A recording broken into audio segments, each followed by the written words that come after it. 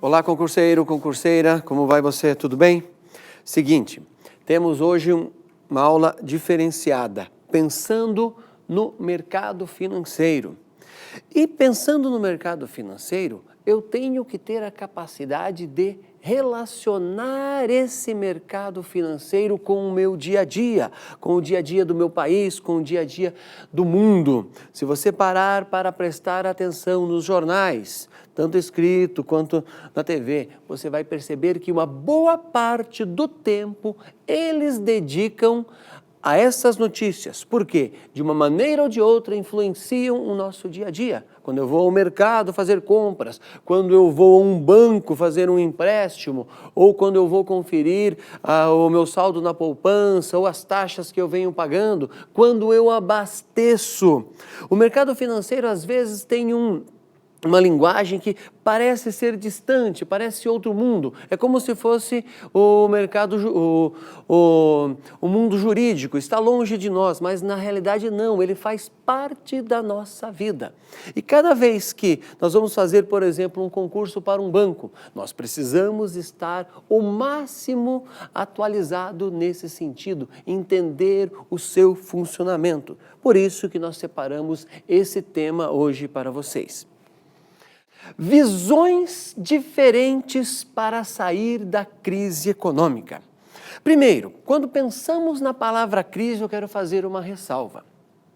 O mundo vive em crise desde sempre, desde que se inventou o dinheiro. Não é uma coisa nova. Quando ouvimos as manchetes na TV, parece ser coisa nova. Parece que a Europa nunca teve crise da maneira que nós ouvimos. É a primeira vez que a Europa passa por esses problemas. Você não tem essa sensação também? Na realidade, não é bem assim. Se formos pensar no século passado, só as duas grandes guerras levaram décadas para a Europa se recuperar. Então, essa crise que está aí, perto das que aconteceram no século passado, é muito pequena, se você analisar ou comparar com as guerras. Mas precisamos entender. Então, o que há de novo nessa questão da crise da Europa? Pensa comigo, há menos de 20 anos seria impossível pensar que um governante brasileiro iria até a Europa, faria uma conferência, ainda mais difundindo a seguinte ideia: governantes europeus não podem simplesmente trabalhar com a austeridade. Eles precisam combinar austeridade e crescimento. Exatamente isso. A parte nova nessa questão da crise é o fato da nossa presidente ir até a Europa e lá dar um discurso onde todos escutam com atenção a questão de como se comportar diante do problema. A presidente Dilma Rousseff, em reunião com o primeiro-ministro da Espanha, Mariano Rajoy, disse que a combinação, pensa bem aí, austeridade e crescimento econômico é a melhor maneira para o continente europeu superar a atual crise econômica e financeira. Olha só, concurseiro, concurseira. Durante o discurso na plenária da 22ª Cúpula Ibero-Americana, em Cádiz, a nossa presidente já havia feito ataques à excessiva austeridade que a Europa vem implantando com o objetivo de sair da crise.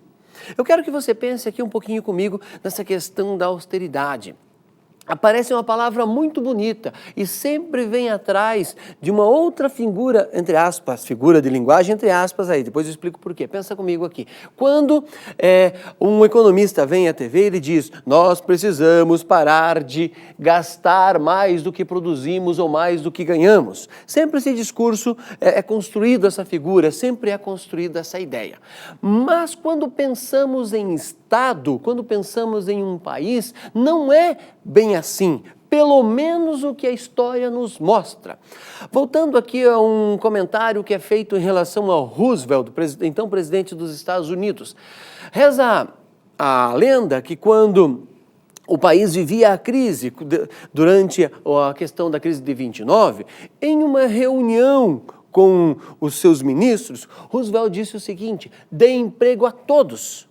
Mas aí um dos ministros levantou: mas, presidente, não temos dinheiro para pagar o trabalho para todos e também não existe trabalho para todo mundo. Roosevelt se vira, claro, de maneira simbólica para os seus ministros e diz o seguinte: mande um cavar buraco e outro tapar. Assim nós daremos a eles trabalho e pagaremos por isso e faremos a roda da economia girar. Ou seja, ele estava gastando um dinheiro que não existia e estava dando às pessoas um trabalho que não era necessário fazer. Isso eu estou falando para vocês porque, dessa forma, Roosevelt fez o país girar a roda econômica, fez a economia se movimentar e saíram da crise, tanto é que ele é o presidente que mais vezes foi reeleito na história dos Estados Unidos. Por isso, concurseira, eu também argumentei que austeridade parece uma coisa bonita, economizar para sair do problema. E a nossa presidenta, quando chega na 22ª reunião, diz o seguinte: pessoal, nós precisamos, ou melhor, vocês precisam, de uma maneira ou de outra, investir mais para daí vocês conseguirem sair da crise que o continente e cada país de maneira individual vem vivendo. O ponto interessante, eu volto a frisar isso, pode ser até um tema de redação nesse sentido em qualquer concurso bancário, por exemplo, Banco do Brasil, Caixa Econômica e assim por diante. A primeira vez que o Brasil é ouvido nessa questão financeira. E se formos olhar para trás, o Brasil tem um histórico de problemas, principalmente a nossa chamada década perdida nos anos 80. Como é que nós saímos disso? Tivemos sim austeridade, mas depois disso começamos a investir. Se você andar hoje pelo país, existem inúmeras obras. Não é suficiente, é claro, mas existem inúmeras obras que fazem girar essa roda econômica. Concurseira, concurseiro. Agora eu vou abrir aspas para citar uma determinada frase, porque é pronunciamento direto da nossa presidenta e eu quero que você marque isso, porque esse é um fato novo em termos de mundo. E também esta ideia pode tanto ir para uma questão de prova, como pode ser também um tema de redação. Preste atenção nisso. Ó. O que disse Dilma Rousseff? Abre aspas. Temos experiência de que o baixo crescimento não ajuda a diminuir o déficit. Lembrando que o déficit público ou déficit de um país está relacionado ao quê? Comprar mais do que ele exporta. Quando um país compra muito coisas de fora, ele acaba gastando muito porque não vai gastar na sua moeda. E ele vende pouco, vai ter, é claro, esse déficit. É mais ou menos, aí simplificando, é claro, uma família ganhar R$2.000 e gastar 2.200. Todo mês vai ter uma falha aí, vai ter um problema. Num país, em tese, não pode acontecer isso. Ele precisa resolver. E a nossa presidenta argumentou que não adianta só economizar, precisa fazer a roda se movimentar aí, como no exemplo que eu disse de Roosevelt. Manda uma pessoa cavar o buraco e a outra tapar, mesmo que não exista trabalho. Assim você vai deixá-la ocupada e vai pagar um determinado dinheiro a ela, vai dar um determinado dinheiro e ela vai gastar isso em algum lugar, no supermercado, no posto de gasolina, assim por diante, e a economia volta a girar. A Europa está travada, não se movimenta, a roda de produzir e de vender e comprar não está se movimentando. Este é o problema, não da Europa em si, mas do sistema capitalista. A presidenta ainda alertou, pensa o seguinte, na necessidade de combater a especulação contra o euro. Este tema é importantíssimo. E a presidenta falou uma frase que rodou o mundo dos jornais. Abre aspas aí. Produto que não pode desaparecer. O euro não pode desaparecer. Esta moeda é muito forte em relação ao mundo. Pela primeira vez nos últimos tempos, desde a Segunda Guerra Mundial, uma moeda pôde fazer paridade ao dólar, você tinha uma opção de comprar uma moeda diferente. Até então, nós ficávamos apenas com o dólar. Lembra disso? Com o euro, isso tudo mudou. E se você tem que lembrar que são dezenas de países aí que tiveram que abdicar da sua moeda para adotar o euro. E nesse caso, vamos citar aí a mais importante de todas, a Alemanha, que abdicou do marco alemão, que era uma moeda confiável no planeta, para ficar com o euro. E essa frase da nossa presidenta dizendo: precisam manter o euro funcionando. Disse ainda a nossa presidente: o nosso país, o Brasil, outra novidade que você tem que ficar atento aí, tem necessidade de fazer diversos investimentos. E os espanhóis podem se aproveitar, entre aspas, disso, dessas concessões que nós temos em, pensa lá, ferrovias e rodovias. Concurseiro, o Brasil precisa melhorar a sua infraestrutura. E, fazendo uma análise rápida, nós não temos nem empresas suficientes para trabalhar na construção dessas rodovias, ferrovias, portos, aeroportos, e também nem gente qualificada o suficiente para esses projetos. E Madrid, ou seja, a Espanha, onde estava a nossa presidente, pode ser um caminho para isso. O Brasil pode atrair investidores espanhóis que venham trabalhar, que venham atuar nessas concessões bilionárias de rodovias, ferrovias e até do trem-bala, que é tão falado em nosso país. Olha só. Veja essas cifras. O potencial das concessões para o nosso país atinge 91 bilhões só para ferrovias, 42 bilhões para a modernização de rodovias, que são lá da década de 60. Isso tudo foi apresentado no seminário promovido. Quero abrir um comentário aqui, você vai encontrar isso no jornal Valor Econômico, mas apareceu em toda a nossa imprensa, jornal Valor Econômico, jornal brasileiro, mas o El País, que é o jornal da Espanha, em parceria com o Valor Econômico, fizeram a promoção desse debate, desse fórum, e isto foi posto aos empresários espanhóis para que eles viessem ao nosso país. Concurseira, concurseiro. É isso que eu quero que você preste atenção. O fato novo desta reunião na Espanha é o fato do Brasil ter levado as soluções, ter levado a proposta e querer atrair para si investimentos, dizendo, nós podemos colaborar. Então, fique ligado nesse ponto, vale a pena reler, vale a pena estudar com mais atenção essa cúpula, a 22ª cúpula ibero-americana.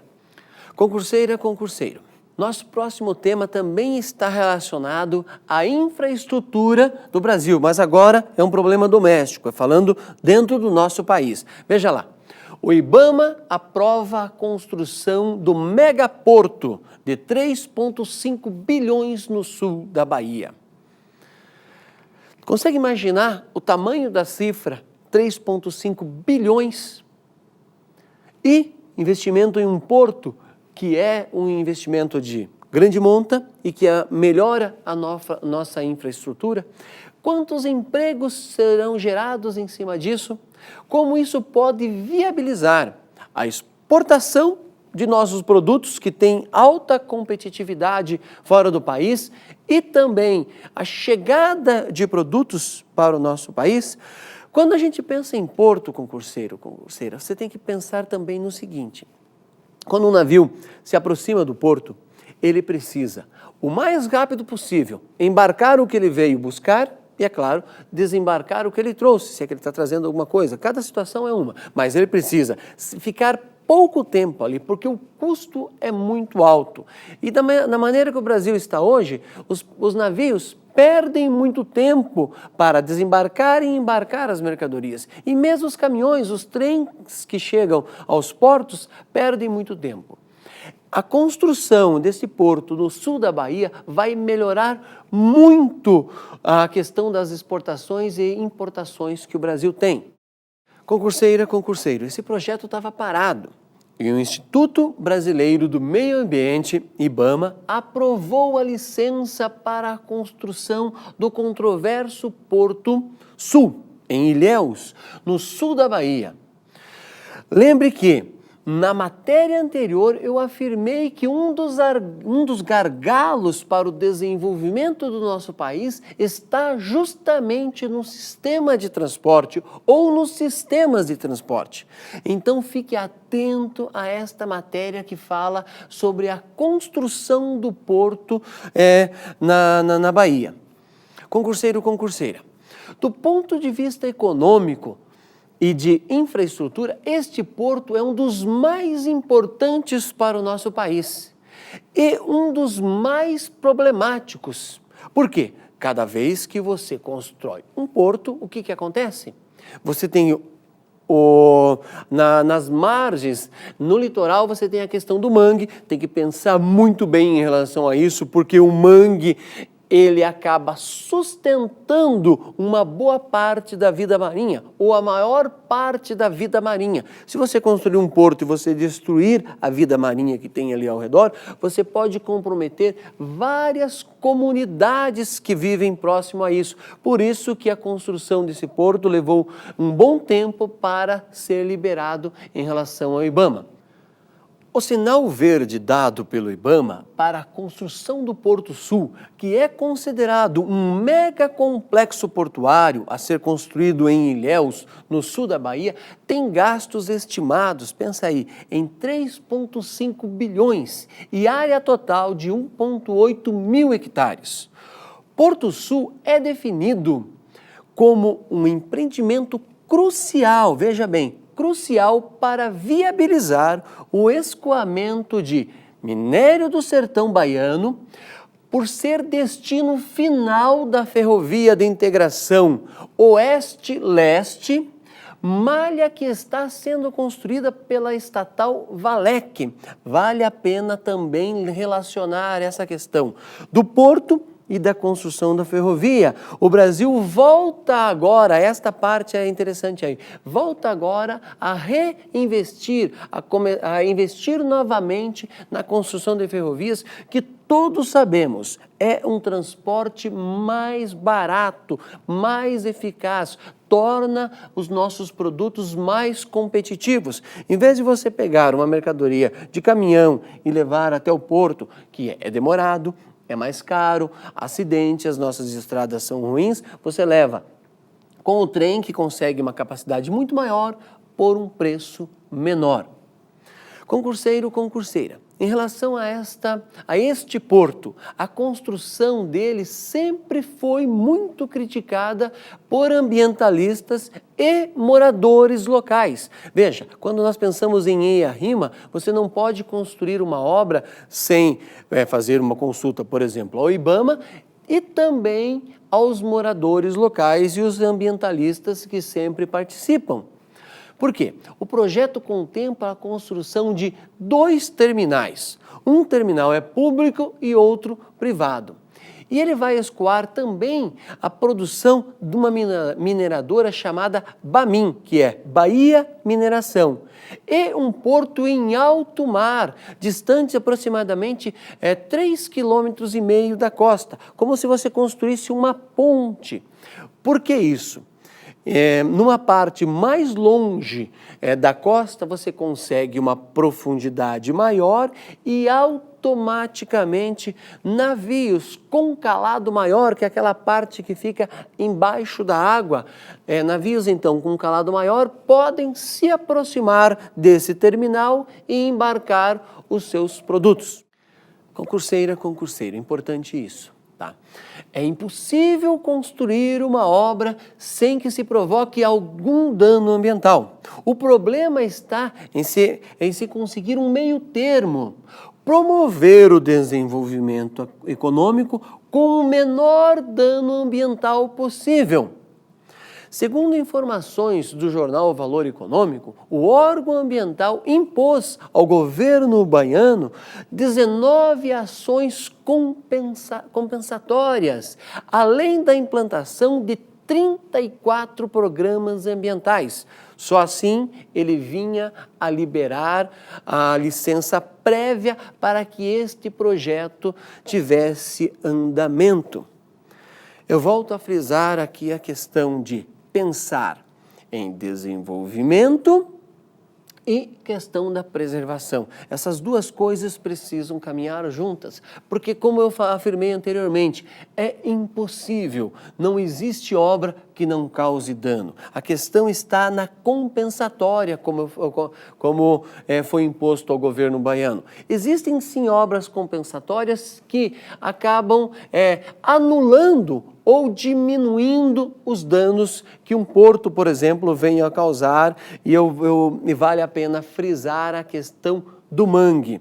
Como um poço necessita da costa, automaticamente o mangue é destruído, e o mangue é a fonte de alimentos para a maior parte dos peixes que vivem no oceano. Diante de tudo isso, eu quero deixar duas reflexões para você pensar. Primeiro, o Brasil indo para fora, indo para a Europa, como se fosse uma grande navegação ao contrário, dizendo para eles: olha, nós temos uma ajuda, nós viemos aqui para ajudá-los a sair da crise. E vocês podem ir ao nosso país, ajudar a melhorar a nossa infraestrutura. Esta é a nossa contribuição para que vocês saiam da crise. E também a questão do porto, na Bahia, e também da ferrovia. O Brasil volta, o Brasil começa a entender que é necessário recuperar as nossas ferrovias e precisa investir no porto. Primeiro, porque nós temos um enorme espaço, uma enorme costa que precisa ser aproveitada. É importante você ficar atento a isso, e eu não tenho dúvida que questões usando temas semelhantes ou usando essa questão da infraestrutura que o Brasil precisa vão estar sim na sua prova. Concurseiro, concurseira, assim eu me despeço pedindo para que você reflita sobre isso, porque com certeza você vai passar no seu concurso, vai se dar bem na prova. Valeu e até a nossa próxima aula.